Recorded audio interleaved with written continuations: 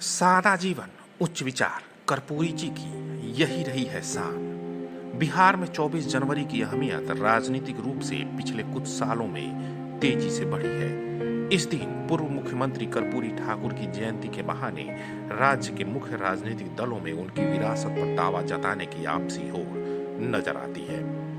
ऐसे में बड़ा सवाल ये उभरता है कि आखिर बिहार में जिस हज्जाम समाज की आबादी 2% से कम है, उस समाज के सबसे बड़े नेता कर्पूरी ठाकुर की राजनीतिक विरासत के लिए इतनी हाय तौबा उनके निधन के इतने साल बाद भी क्यों मचती है।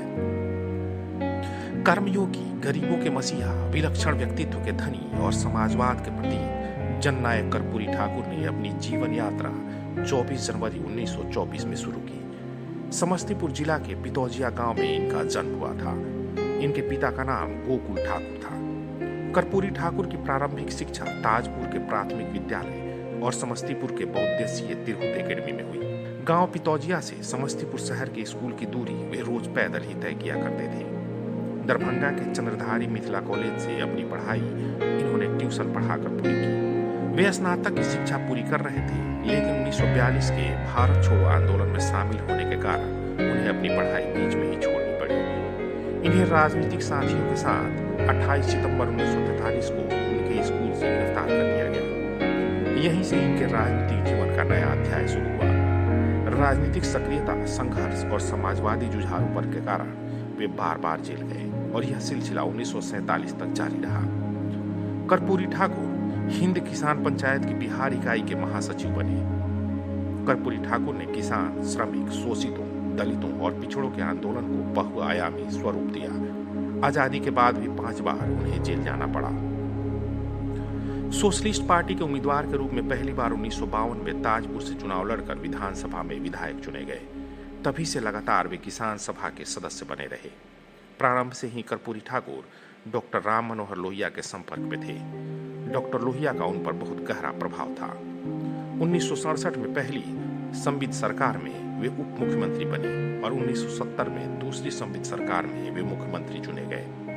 वे मई 1969 से दिसंबर 1970 तक संयुक्त सोशलिस्ट पार्टी के राष्ट्रीय अध्यक्ष भी रहे। 7 मई 1974 को लोकनायक जयप्रकाश नारायण के आह्वान पर कर्पूरी ठाकुर ने विधानसभा भंग कर देने की मांग की और स्वयं विधायक पद से इस्तीफा दे दिया। पूरे आपातकाल के दौरान कर्पूरी ठाकुर भूमिगत रहकर आंदोलन का नेतृत्व करते रहे और अंत में पटना के गांधी मैदान में जयप्रकाश नारायण की 30 जनवरी 1977 की सभा में जनता के समक्ष प्रकट हुए। पुलिस इसके पहले उन्हें पकड़ नहीं सकी।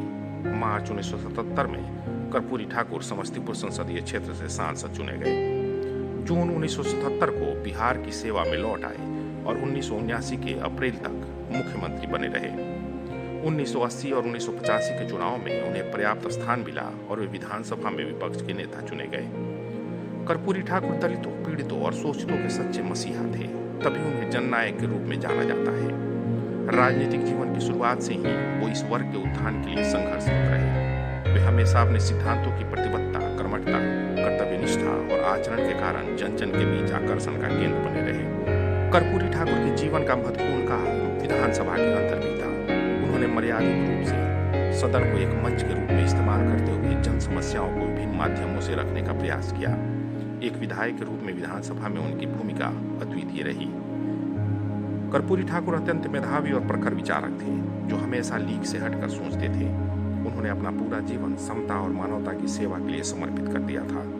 कर्पूरी ठाकुर बिहार में सामाजिक न्याय की लड़ाई लड़ने वाले पहले प्रवक्ता और मुख्यमंत्री थे। राज्य के उत्थान और उत्कर्ष की दिशा में उन्होंने आदर्श भूमिका का निर्वाह किया। जिस समय उन्होंने बिहार के मुख्यमंत्री का कार्यभार ग्रहण किया था, उस समय बिहार देश के सर्वाधिक पिछड़े राज्यों में से एक था, जिसे प्रगति के मार्ग पर खड़ा करने का अथक प्रयास उन्होंने किया। कर्पूरी ठाकुर मुखर राजनीति के साथ साथ जनसाधारण के प्रिय नेता थे। अपनी व्यस्तता के बावजूद वह बार बार जनता से जुड़ते रहे। कर्पूरी जी ने समाज में बेहतर संतुलन स्थापित करने का अथक प्रयास किया था। युवा पीढ़ी को उनके जीवन दर्शन से प्रेरणा लेकर राष्ट्र निर्माण के कार्यों में सक्रिय भूमिका निभाने का प्रण लेना चाहिए। 17 फरवरी 1988 को जननायक कर्पूरी ठाकुर ब्रह्मलीन हो गए। अभी तक आपने हमारे चैनल को सब्सक्राइब नहीं किया तो कर लीजिए। धन्यवाद।